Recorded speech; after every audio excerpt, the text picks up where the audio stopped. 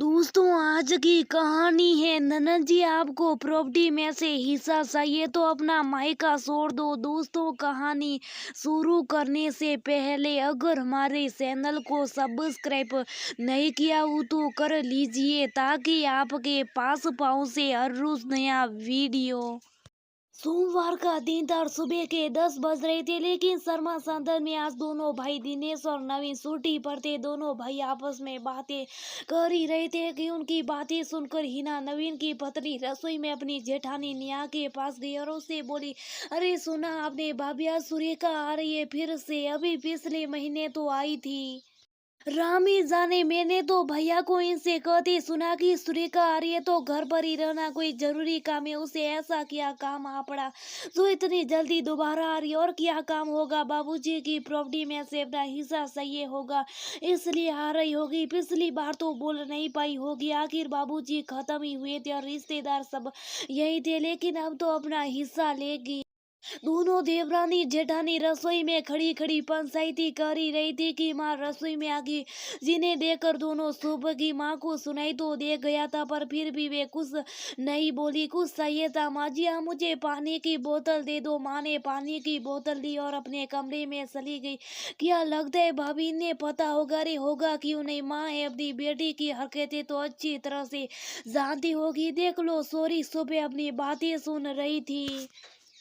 दोनों देवरानी जेठानी की पंचायती बदसतूर जारी थी कि इतने में रमन जेठानी का बेटा ने आकर बताया कि सुरेखा बुआ ये लो आ गई, तैयार हो जाओ, अब सेवा साकरी के लिए। एक तो सेवा भी करो, ऊपर से इन्हें हिस्सा भी सही। ध्यान रखना, एक पल के लिए भी अकेला मत छोड़ना। देखे क्या क्या मांगती है। दोनों देवरानी जेठानी बाहर आई तो देखा सुरेखा अकेली आई है, पवन जी नंदोई साथ नहीं है। सुरेखा राम स्वरूप शर्मा और कमला जी की बेटी, दोनों भाइयों से छोटी पर सबकी लाडली थी। जब तक घर गृहस्थी की जिम्मेदारी भाइयों भाइयों पर ना आए सब जग राम स्वरूप जी ठीक थे। दोनों भाइयों की पूरी शिक्षा होने के बाद दोनों के विवाह भी काफी अच्छी तरीके से किए गए थे। अब दोनों भाइयों शादी हुई और घर में भाभी आई। उस समय सुरेखा पढ़ ही रही थी। जब ग्रेजुएशन के पहले साल में थी तब राम स्वरूप जी को लकवा मार गया। इस कारण से घर की पूरी डाकडोर भाई भाभीियों के हाथ में आ गई। माँ भी इस स्थिति में नहीं थी कि कुछ बोल सके। उसके बाद तो उन्होंने सुरेखा की पढ़ाई भी रुकवा दी और पैसों का रोना रोकर माँ सामियों के सम्मेलन में उसका विवाह करवा दिया गया। यहाँ तक कि लड़का भी अपनी बराबरी के देखने की तवज्जो न उठाई। ऐसा नहीं था कि आर्थिक स्थिति बिल्कुल गिर चुकी थी। बड़ा भाई जहाँ पिताजी के जमे जमाए व्यापार को संभाल रहा था, वहीं छोटा भाई खुद एक एडवोकेट था, पर लालच लेके सुरेखा की किस्मत अच्छी थी कि पवन गरीब और कम पढ़ा लिखा ही सही पर स्वभाव का काफी अच्छा था। वह सुरेखा को पूरा सम्मान दिया करता था।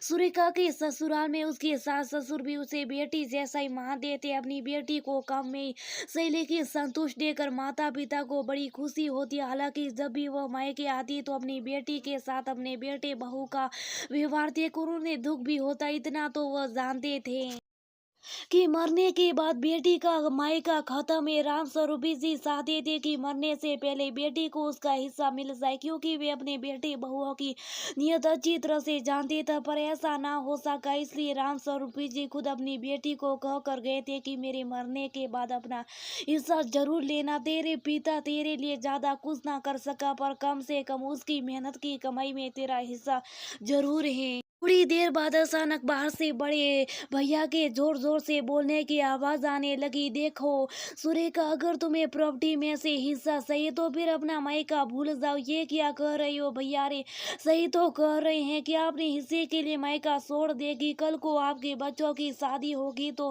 बात कौन भरेगा? अब की बाहर बड़ी भाभी ने कहा, माफ करना भाभी, लेकिन मुझे नहीं चाहिए आपका बात। कभी सम्मान पूर्वक बात तो की नहीं आपने और बात भरने की कर रही हैं आप। हे भगवान, देखो तो कितना लालच भरा है इसमें। प्रॉपर्टी के लिए अपने बड़े भाई भाभीियों के सामने हो गई। छोटे भाई ने कहा, भैया आप एक एडवोकेट होकर कैसी बात करें? आपको पता है ना कि बेटी का भी पिता की संपत्ति में बराबर का हिस्सा होता है। हाँ होता है, कानून अधिकार दिया गया, लेकिन क्या जो भी है साफ साफ से। अरे तुम्हारे भैया नहीं कह पा रहे हैं? मैं बताती हूँ तुम्हें, तुम्हें हिस्सा देकर करे क्या? ये हिस्सा तो तुम्हारे साथ तुम्हारे ससुराल ही चला जाएगा। कल को तुम्हारे बच्चों की शादी होगी तो उसमें भाप भरना पड़ेगा, तो उसका खर्चा अलग। यहाँ माँ हमारे साथ रहती है, इनका खर्चा पानी अलग, तो क्या सारा खर्चा हम ही करेंगे? बस भाभी बहुत बोल दिया। आप लोगों ने आज तक बर्दाश्त ही करती आ रही, कभी आपने मेरे सम्मान नहीं किया, लेकिन कम से कम मेरे पिता की प्रॉपर्टी में से मुझे मेरा हिस्सा तो दे दो। रही बात तुम्हारे भाव के खर्चों की, तो वो भरने की जरूरत नहीं है। वैसे भी अगर कभी सामान दिया होता तो शायद मैं ये सब छोड़ देती, पर नहीं, अब तो बिल्कुल नहीं। अब तो मैं अपना हिस्सा लेकर ही रहूंगी, सही इसके लिए मुझे कोर्ट में आपके खिलाफ खड़ा ना होना पड़े। और रही बात माँ की, तो फ्रीक मत कीजिए, उन्हें मैं अपने साथ ले जाऊंगी। हिस्सा बराबर का ले रही हूँ तो जिम्मेदारी भी बराबर की लूंगी। आज तक कुछ ना बोलने वाली सुरेखा का इस तरह का रुख देखकर सबकी बोलती बंद हो गई। इतना तो सबको समझ में आ चुका था कि सुरेखा अब चुप रहने वाली नहीं। इतना तो भाई भी जानते थे कि अगर सुरेखा ने कानून का सहारा लिया तो उसे हिस्सा बराबर का ही मिलेगा। इसलिए कुछ दिनों बाद काफी मनमुटाव के बाद सुरेखा को उसका हिस्सा दे दिया गया, पर उसके बाद सुरेखा के लिए मायका हमेशा खत्म ही रहा। ये भीड़ बना है हमारे समाज की कानून, जहाँ बेटी को बराबर का अधिकार देता है, वही समाज में यदि कोई बेटी अपना बराबर का अधिकार मांग ले तो लोग उसे फंसा नहीं पाते।